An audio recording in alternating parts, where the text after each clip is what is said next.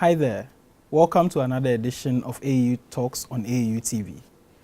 Today, I'll be your host. My name is Frank Asefuah, and today we'll be discussing STEM versus STEAM, which is science, technology, engineering, arts, and mathematics versus the traditional science, technology, engineering, and mathematics. With me to discuss this topic in the studio is Mr. Eyram Akofa Tawia. Welcome. Thank you. So we'll be discussing this issue today, but to begin with, we'll go on a break and we'll delve into the issue shortly.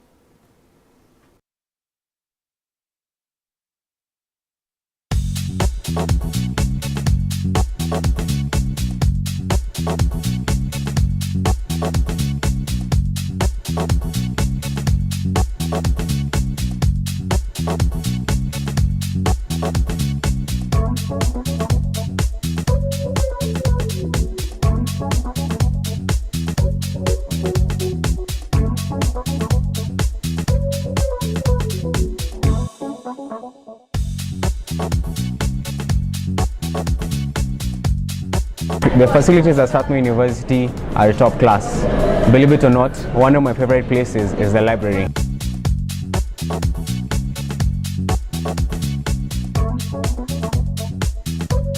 We have a lot of audiovisual materials, CDs, DVDs, and then we also have a multimedia lab. Again, the idea being that the resources that we offer, you need a place where you can actually view them. What you might not see, but actually very available, is a very rich collection of electronic resources. We have fantastic wireless connection. So if you have your own laptop, you can actually come in your phone, for example, you can access the internet, access the resources. It's really rich. I mean, ebooks, a lot of journals, articles, peer-reviewed, and even just stuff for personal reading and entertainment. There are incredible resources when conducting research and projects. And just so you feel like a break from the library, you can always hang out in the student center with friends, grab a coffee or soda and have discussions. All of this with wireless internet connectivity 24/7.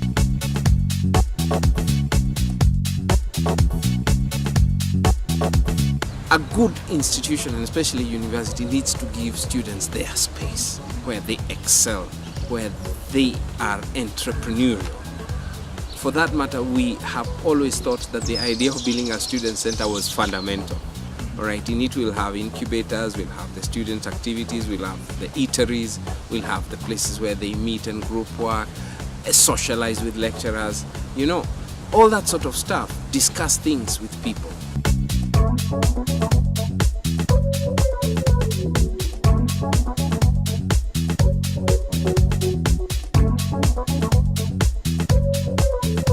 I was really impressed by the whole lecture room experience of Strathmore, especially the class design. The rooms are really bright and welcoming, which I think is really good for group discussions, and the fact that they're so small in size guarantees that you'll get personal attention from the lecturers.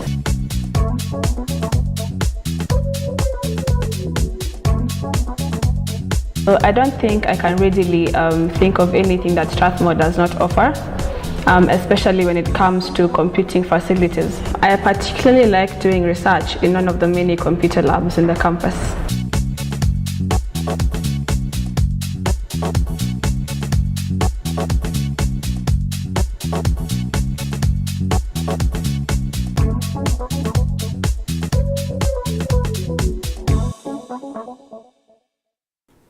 Welcome back to another edition of AU Talks on AU TV. And as I said earlier, my guest is Mr. Eyram Akofa Tawia. He's the CEO of Leti Arts and the co-founder of STEAM Africa. Now, Mr. Eyram, can you please share with me and our viewers what exactly you do? Yes, so I'm the CEO of Leti Arts, which is a video game development company in Africa, first in Sub-Saharan Africa. Yes. So we are in Ghana and Kenya. Okay. My co-founder is Kenyan. Okay. So we actually build games based on African history and folklore. Okay. And our initiative is also to introduce game development on the continent. Yes. Because you don't find it anywhere. It's not a profession which even our institutions teach. Yes. So our company, it's like a first mover of the game development initiative. So currently we've been building superheroes. We have a superhero franchise called Africa's Legends, made up of villains and heroes. So we have villains that represent issues on the continent. So you can find all types of issues with like a villain. So we have warlords, we have corrupt pastors, corrupt presidents, corrupt religious leaders, corrupt parliament. Like all these guys are villains, and we have heroes. And the heroes are strategically based on actual factual heroes as well as fantasized heroes. So we have Mandela, Yasantua, Mansa Musa, Shaka Zulu, all these characters packaged in nice forms, similar to Marvel's Thor, Avengers, Black Panther actually. So we are basically Black Panther, doing Black Panther which from is Africa. really Africa. Actually. Yes, that is fine. That is fine. Now, what about STEAM Africa? How does that come in as well? Yes, so we've been doing this for quite some time, and we identified that the major problem in game development is skill set. Games, in the field of games is the only field that brings all skill sets together. So it marries arts and science together to produce a game. So you have games, you make games with extreme programming skills, extreme artistic skills, extreme writing skills, music, poetry, like all the skill sets come together. And it is only in games that you see people writing titles like artificial intelligence, or maybe character modeler with this and that and that. And these create new professions. And when you go to where the gaming industry is booming, there are full-time jobs, well-paid jobs people are engaging in, and that is what they do full-time.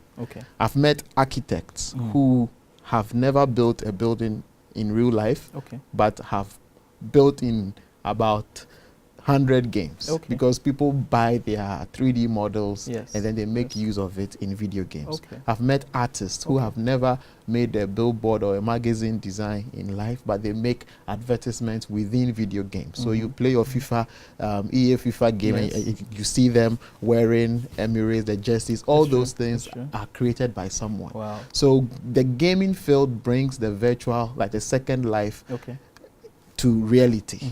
So you can be here in real life and still be making money in the virtual world. And that is what Leti Arts brings.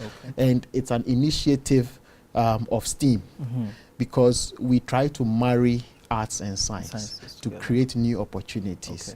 And it also creates the exposure for arts or artists to see the possibilities of their skill sets in the technical field as well. That is true. Because almost every time there seems to be a vast difference between the arts and the sciences. But it's actually supposed to be together. It's supposed to be together. And you know, one of the things in STEAM, you know, STEM is the discipline. So eventually we know that we need more engineers. That one is a fact. Africa needs more engineers. But as much as we need engineers or technical field workers, arts form 80% even in those disciplines. Because in engineering, you need design. And you know, there is this argument. Those who preach STEM, which is a discipline, are like, oh, there is arts incorporated in there. So it's the conscious effort to make people go into the nitty-gritties of there's like the technicalities. But you can't put a discipline there and force people to just join. You need to have a fun way or an indirect way to get people interested in that. So as much as STEM is important, which is an established discipline, STEAM is the vehicle. It's like a movement, a conscious movement saying that we need to put the arts into STEM. So STEAM is like the vehicle that's going to drive people into the technical field. Yes. Yes, and that is why we started STEAM Africa. Okay. And with STEAM Africa, our tagline is mostly demystifying STEM. Okay. Okay. A writer is also an engineer. That is true. That is our tagline. That is true. So you can see people now are like, oh, I'm STEM. You know, people on STEM scholarships, oh, STEM. Yes, and everything exactly. is as if you are In a the arts. writer or an artist, you are not important. That is true. So as much as it's true, or it's a fact that we need technical people and supporting STEM, you need to marry the two. Okay. Because Africa has the arts established.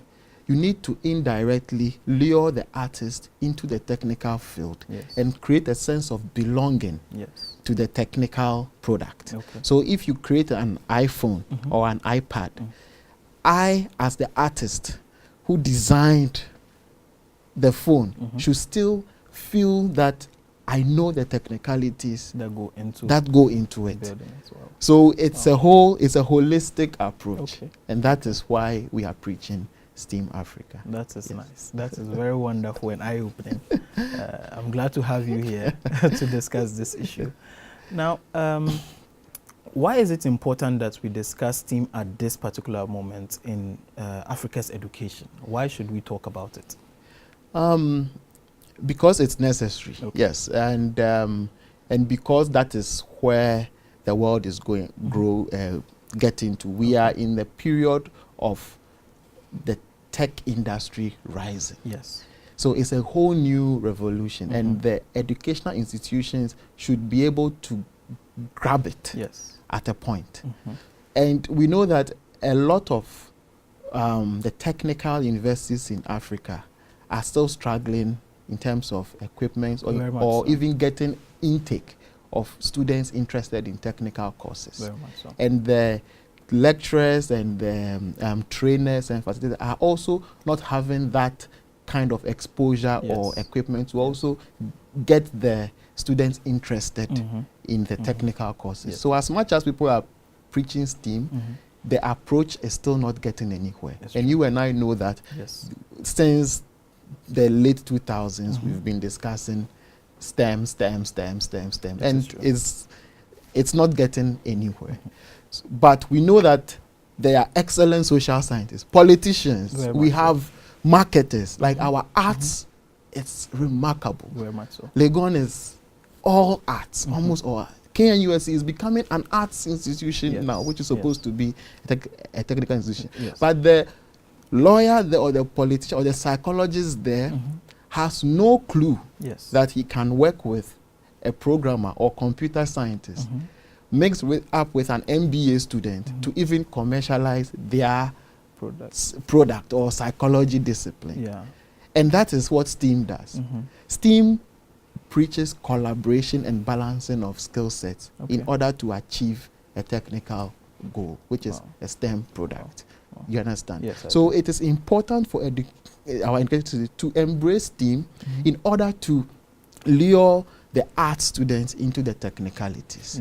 So, for example, I graduated, I built a game, and I was the first to do in KNUSC in computer science.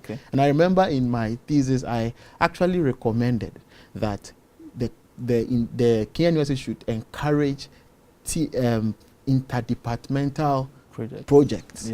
So I'm a computer scientist, I'm building a game. I definitely need an artist from College of Art to build my models for me.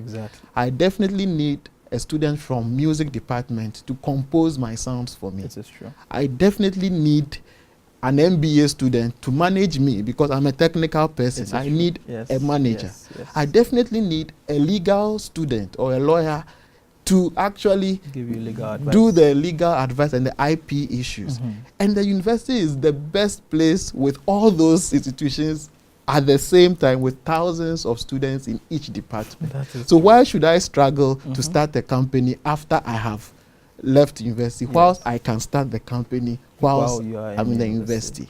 So my project was a team-based collaboration, and I even made recommendations that they should find ways to credit those students who chipped into my project. I did the programming. I basically simulated the story, but I made a case that the story is being written by an English student or a creative arts student, and that is how games are made from different skill sets. And trust me, all those who participated in that project knew the technical details that went into the program.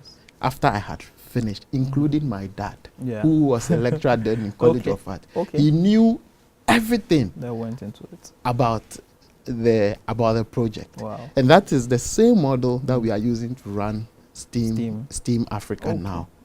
Trying to encourage, instill confidence in all those disciplines. So this is the time for the educational institution to actually embrace STEAM. I really like the approach of using various students from various colleges, because we can't work in silos. As we come out as a person, if you're coming out with a product, you definitely need a team around you, and the institution is the best place, as you said, to find people who would be able to help you and assist you with this. Now, who else would it affect if we are able to elevate, be able to make STEAM important? Who else do you think would be affected by it? Everyone, you and I. It will affect the students, lecturers, even sellers on the streets. Trust me. One example, you see someone making good palm wine at a brewery, and you are a programmer. You know there's demand for palm wine in restaurants, right? So you tell the supplier that I'm going to sell your palm wine for you. I'm going to make a website for you. Then after building it, you need an artist to make the UI there. So you look for an artist. And that artist who can be a wayside person that you train to understand how to draw the palm wine, tapa and all that. Automatically he gets exposed, or it can be a professional. Anyway, it's the same. Then you get the marketer. Someone, after you build a product, someone has to go and sell it to the customers. And you need a manager. So you look for a CEO. So you walk to MBA, Legon, or any other institution. So that's how you try to marry arts and science. So automatically I've been able to create a product that would sell someone's palm wine in the restaurant. And you can see the chain and the beneficiaries. I benefit, that person benefits, and the restaurant also benefits. Another example is my wife sells kente now. So what I've said, I'm not only saying it, I'm living it. Like, this is my life. I do this all the time. So we were invited to a kente festival, to come and chair a kente festival in her village. Then we saw them, beautiful kente. But you see the village, it's like the quality that is producing, you can't measure it or marry it, or with the state of the village. So we are like, no, how can we help or sell this so that it will bring good revenues to the weavers and make them happy, because they are so struggling. Suddenly we just created an Instagram account, Instagram page, and trust me, now people, like, we are selling the kente under Prestige Kente on Insta, and people are ordering, and the weavers back in the village are happy because they have work almost every week. Every time they are working, and that is how to create value. So you use your technical knowledge and to marry it with the existing, like the actual source. And the education institutions should be doing this. And they should be owning the processes, because this is what we want to document. We want to document. Wow, that is very wonderful. And congratulations on helping the Kente weavers in the village. Wow.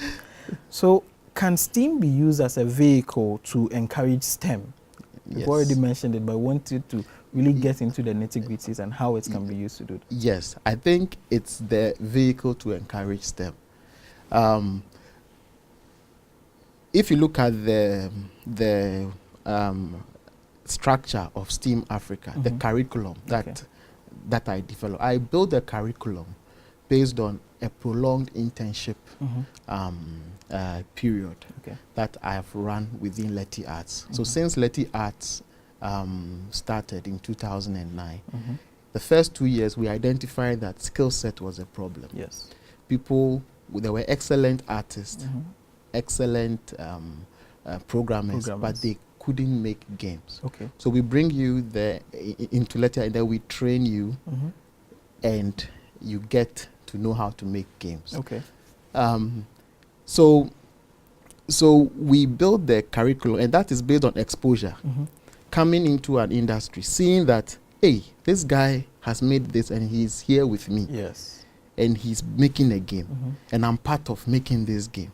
So I'm going to learn. So you see that exposes them and generates interest. Yes. So they get, and they are not judged based on their skill set. So an artist is kept as an artist. If the artist doesn't know even coloring, so there are some illustrators who are concept artists. They can only sketch very well in pencil stroke, but they can't color. Yes. You don't stigmatize, like you tell them, okay, you find someone who can color very well, and then they do the concept art, and you give it to the coloring artist, and they color. Wow. So we dealt with students all over, KNUST, Ashesi, like all these students come in for internships, and I train them in that process, making a game. So even designing the artwork for a game. And suddenly they see their characters moving on the screen. Yes.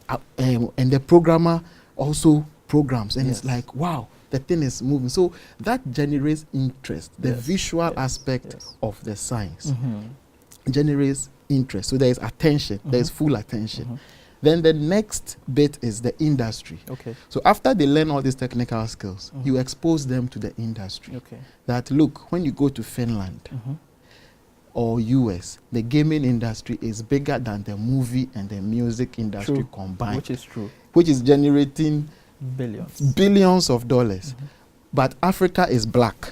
So all those revenues, Africa is not contributing any yet. And we are 1 billion people on this continent. So you tell them the possibility. Imagine the game you've built.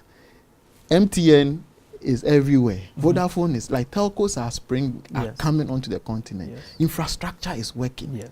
3D 3G, 4G, 5G is coming. Very soon. Like internet speed. So imagine all this infrastructure built for you.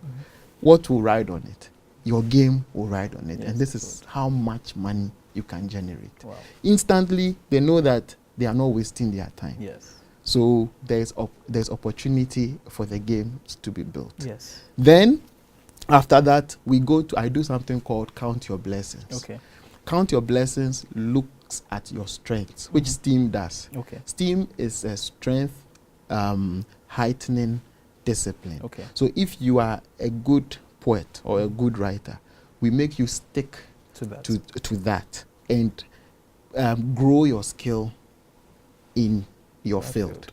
Then we get someone as well who is great at programming or another thing. And in games, we need programmers. Even programming, they are special. They are different, of course. Of course. Different fields. Art as well. Sound. Sometimes I look at musicians in Ghana who are struggling, and I marvel because you need to make a show or organize a show before you make. You are able to make some money because you can't track the number of times they even play music. I went to a game conference in Finland, and they were awarding someone a lifetime award. His music has been played 5 billion times since he made it within games, and they're able to know that this sound is from this guy. And they awarded him a lifetime achievement award. So musicians, so people come to Leti from computer science, and I make them do only music because that is their passion. That is what they are in their rooms trying to compose. Yes, it's true. I was in the university choir. Our organist was an engineering student. Smart guy, but he plays organ even better than Beethoven. And my thesis, the sounds of my thesis, he made them for me. And if you listen to those sounds, he played everything himself. Took it into the computer and did the effects and all and those things. Wow. And this is a creative talent, but he was reading electrical engineering, Wow. which he did very well Yes, in as well. But his passion is in music. Yes. So you come into a team and you try to express your creativity. So you can see how I've named all these disciplines. Yes. Then one of the things I do is I make one of your team members behave like the consumer. Okay. He is the one going to play your game. Okay. You understand? Yeah. So he doesn't have to know whatever Everything you guys exactly will do. He will just think out of the box in the creative aspect that I want my game to look like this. I want the game to be like that. I want the game. And then you try to build a game suiting for him. Wow. And if he loves it, it means people like him Would become like your it. customer segment. Exactly. I get it. So that is what I do during my internship. And I've elevated this curriculum into STEAM Africa. So with STEAM Africa boot camps, everyone tries to live this kind of structure. Yes. And it's very engaging, Very much very, very, very exposing. Like people who go through that really unlock a lot of potential and other perspectives from their mind. So that is the vehicle to STEM. Wow. So you can say everyone is doing something, but they are involved in the technical process. Totally. Even the consumer who does nothing, it's mentioning the technicalities. I want my game to jump like Super Mario. Exactly. I want him to kick the ball like Asian in FIFA. Yes. You know, he's looking he knows what he wants. Exactly. So it's a holistic approach. And trust me, after you finish that sort of clinic, you get at least 3 or 4 people telling you that they are going to read. And like maybe he came in as a sound engineer, but he's been fascinated by the AI, the one who did the AI or the mathematics or the physics bit of the game. So he'll tell you that, oh, I think I would like do physics when I go to the university. So that is like a model to actually encourage people to do STEM. So this is a typical example of how STEAM can be used as a vehicle into STEM. That's just fine. Yeah. Wow. So we'll go on a short on a break, and we'll come back and discuss which stakeholders we need to make this happen. So viewers, we'll be with you shortly. Okay.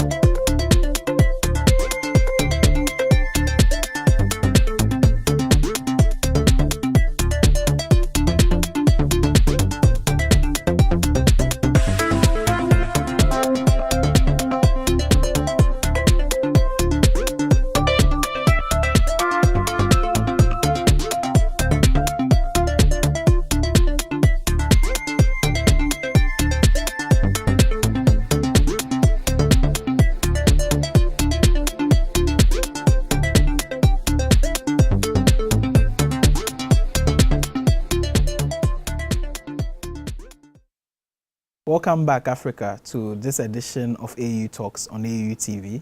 You can follow us on Facebook and post your comments in the comments part of this post. We'll go back into our discussion with Mr. Eyram Tawia, who is the CEO of Leti Arts and the co-founder of STEAM Africa. Now, Mr. Eyram, we were talking about how STEAM can be used as a vehicle to drive STEM, and we're also going to talk about which stakeholders you think are necessary or are key in order to make this work. Okay, so for me, I believe that the people may not agree, but I feel that the individual who finds himself in a position of power in an educational institution, not at the very, very top, but you command a group, even if you are a group leader in a choir or a church, like anyone who has some form of power to make a difference should be the first stakeholder before the organization and before government and policy. The reason being that taking lecturers, for instance, almost every lecturer I meet has studied outside. Yes. I had a chance to study at Dartmouth for 6 weeks as a Mandela Washington Fellow. Yes. And trust me, the facilities and the way topics are taught or are delivered, trust me, it's very different. Wow. And automatically you get exposed to a lot of things and you can do more. Yes. It's delivered in chunks. You consume, you go and do research and you come back. When you get back here, you don't have to change back to what you experienced before. You need to make that difference. Yes. And you need to live it. And for me, the way I'm living it, it's what I expect lecturers to also live it with their students. Okay. It doesn't matter. I admire lecturers who call me before internship. They call me personally and say, Eyram, I'm sending 3 people to Leti Arts, because when they came back, what they showed us was amazing. Wow. And trust me, anyone who comes within our circles goes back not the same. Wow. And if this can happen at the lecturer level, trust me, small boot camps, project works, collaboration, encourage them, go and talk to School of Engineering about this, go and talk to this about this. And strangely, I don't know if, because I was born on a university campus. I was born on KNUST campus. Right. And I lived my life looking for gadgets in different departments. Yes. So I'm trying to build a robot. I know physics department has a motor or a transmitter or a capacitor, because my science book tells me look for a capacitor. It's not that I even understand the thing. I just want to build a transmitter. And the circuit diagram tells me that if you follow this, it will be a transmitter. True. So I start scouting from department. I need capacitor. But then I still get them. So that sort of encouraging people to work together is the first point of change. And the stakeholder there is the lecturer. Then the top. When you do that, you can now expose recommendations to the vice chancellors. Yes, please. Because for me, as a private company, I'm doing this to bridge the gap between academia and industry. And trust me, there are hundreds of me willing to do that. Very much so. You understand? But the internal structure of what I'm describing has to work. Then our efforts would be high, like minimized, and their willingness to come to us would be better. You meet each other halfway. We'll meet each other halfway. Right. So lecturers expose to them that, look, this is what my students have been like. They've been able to make a smart traffic light. They've been able to build a house nurse robot. Yes. This is how I did it. So I have one student in MBA. He's very good. He can sell this. He can do this. Then the vice chancellor also tries to see whether it aligns with the curriculum. Everyone is being taught equally. Then he can also, because he's also been exposed. Yes. They know, they have partnerships with outside universities. Then you start transforming the education institutions. Then you can start recommending research in those fields as well. So when that happens, we, those who want to partner educational institutions to make things happen, for instance, we have a game that we are building. we want to make people know about farming. Okay. I want you to be able to farm without even seeing the actual crop, but you know every technicality about farming, about the process. Okay. So there was a game something ago called Farmville, made by Farmville. Zynga. Yes, Zynga games. Was generating, so like people had acres of it's cornfield online virtually. Yes. You see people waking up 3 a.m. just watering their corn or harvesting it and selling it because they want to make, and it's all virtual money, and it's happening in the mind. And that game automatically makes you know about how the seasons of corn and all that. The same thing. Why can't agric students or every student have a virtual farm if you become a Kenyan UST student? Yes. And your task is you wake up or you just have to water it, and automatically you can be harvesting, because when you start the farm, a farmer somewhere on an actual land starts planting for you. Okay. You understand? And by the time there's harvest time, let's say you've paid mobile money 10 cedi for 1 bag of tomatoes. So they will actually send you that bag of tomatoes. Okay. You understand? Or you can even use your agric department. They can have the school farms, because the universities have land. These are innovative ways to actually get people interested in disciplines that don't look cool. Yes. You understand? Yes. So these are initiatives, and industry can provide that. Very much so. There's also people doing fintech. Like right now, I can buy MTN shares just using the mobile money prompt and without going to the bank. Like it's all the like I've been cashless for the past 2 years. Okay. If you look in my wallet, I have no cash. Everything is virtual. Virtual, yes. Right. Yes. I've been totally cashless. I go to Medina, I sit in car, I go to Peki without having actual car. I pay driver with mobile money. Wow. I get to Asikuma, I ask the taxi driver, would you take me to here? I pay mobile money. Wow. It's a conscious effort to actually embrace technology.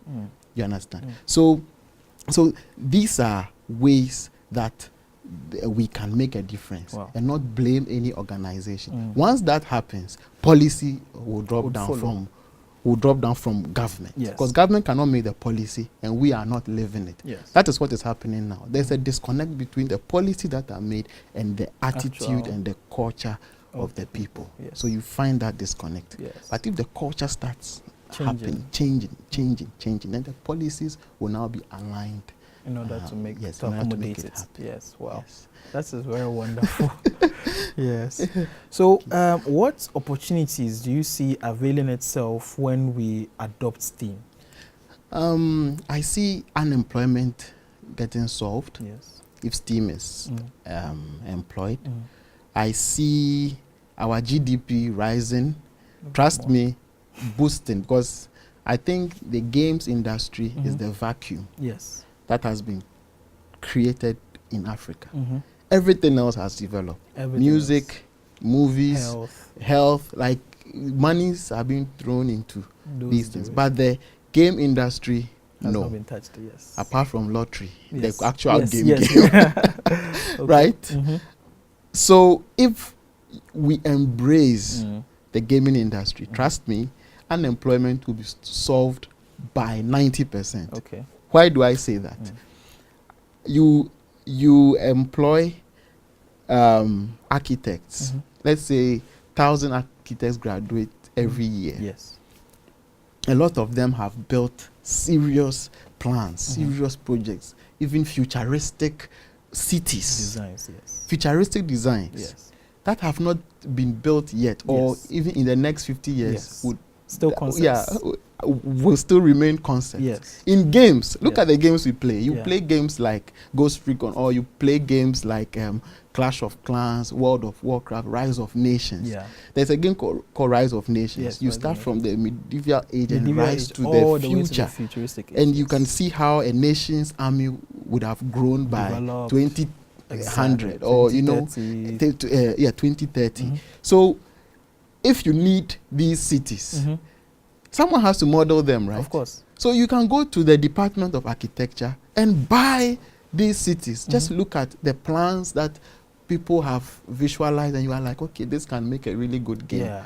Let me get this. Or this can work in 2030 in my game. Let me get this. And that is what we are doing, right? Creating employment for those who have awesome ideas, awesome potential, and they don't know how to apply. They have no clue in applying their skill set to the various industry.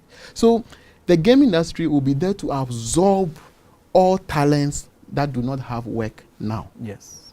We launched an app called Afro Comics just last month. And this was launched because of the fragmentation of the gaming and the creative industry on the continent. Yes. So as pioneers, we've encouraged other artists from all over Africa.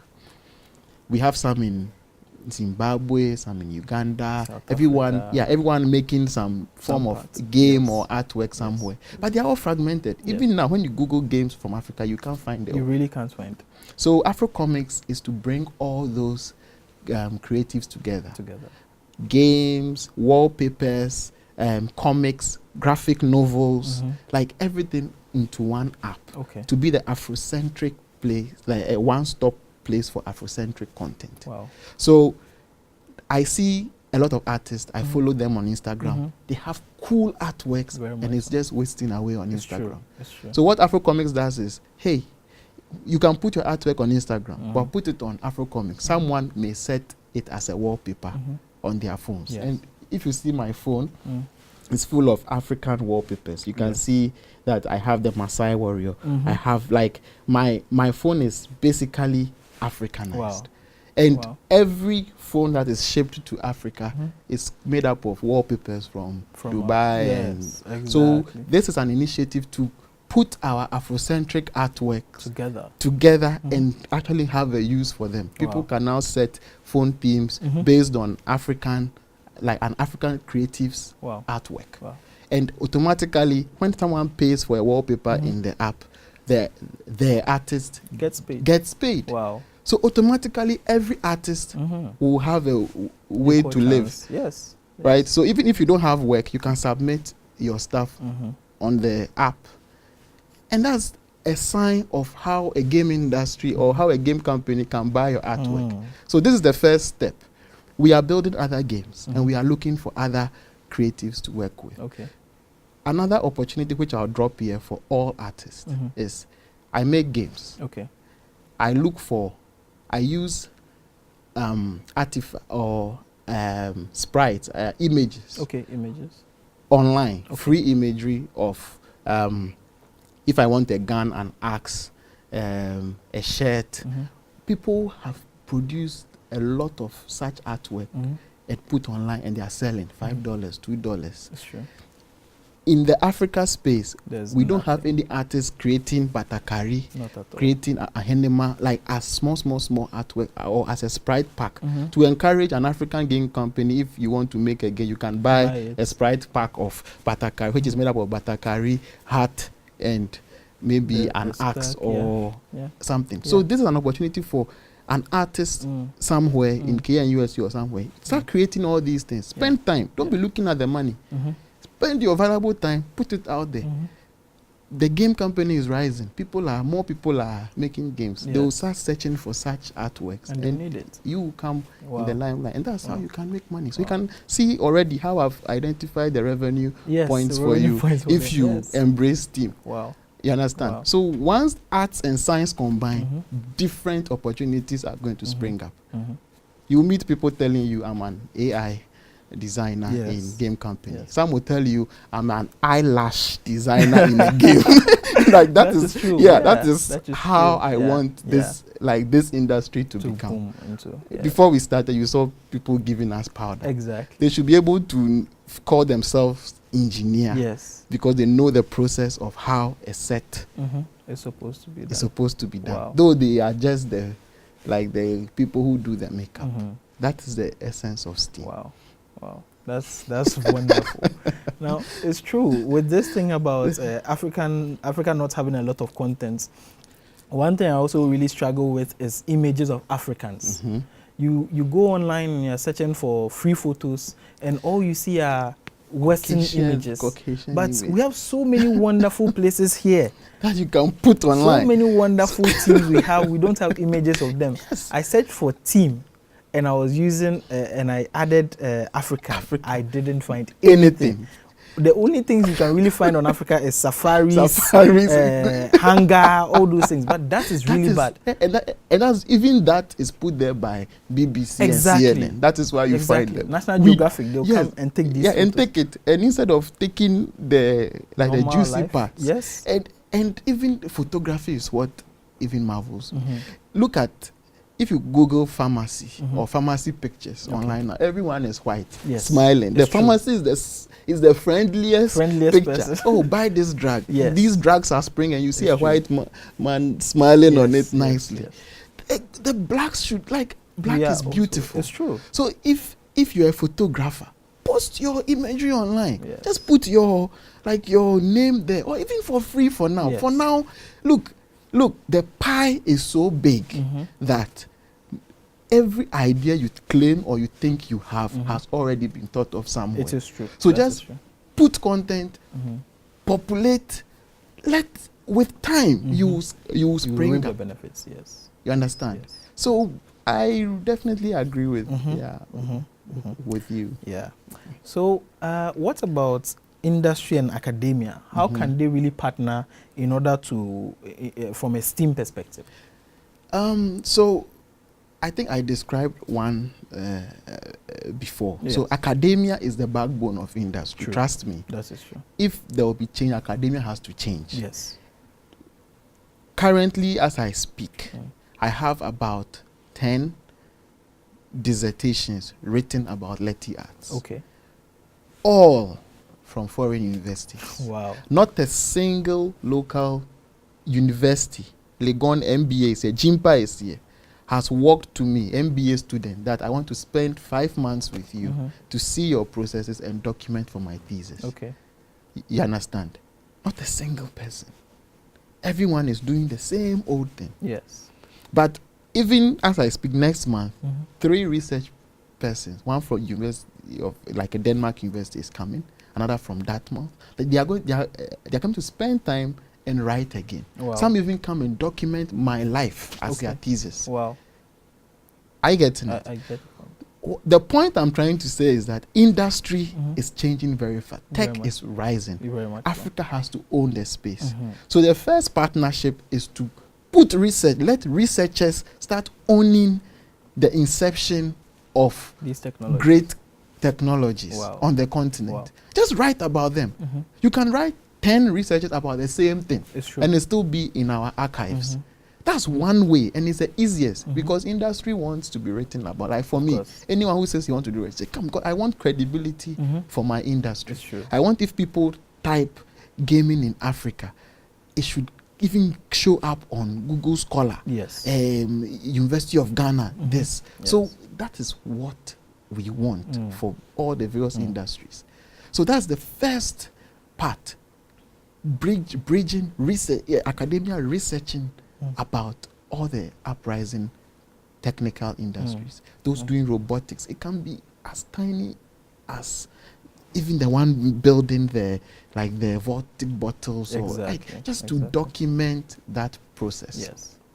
The other part is also writing about entrepreneurs on the continent and supplying it to the students of the university. There should be a conscious approach to that, because Africa is rising. We want to be great, but we want to sell local success stories.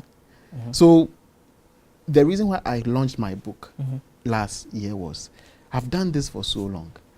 Every interview, I've done interviews several times, all asking me about the same thing. So how did you start? How did you start? It's time I put literature, and then when I meet you, we can have forward-thinking conversations about the industry, because you might have already read how I met my co-founder and how it's going. So you can now start asking me next questions. So so in your book I realized that you built this and that. How is it going? Then then the industry will progress. So we need to put literature, because as much as industry is growing, so much literature. So writers, people in the universities who are doing English, literature, School of Arts, start writing about local entrepreneurs. And when you publish the book or a publication, you just tell them, hey, I made this about you. You understand? That becomes encouragement for thousands of students who are going to be admitted within the university. And they will end and then also start the same kind of industries. So those are the ways to partner. Before you can now partner on the technology bit of it, where universities build and then industry acquires and pays you money. So we need to, I'm talking from the nitty-gritty, like the easiest way that will cost you no money but credit. Those are the things I'm mentioning.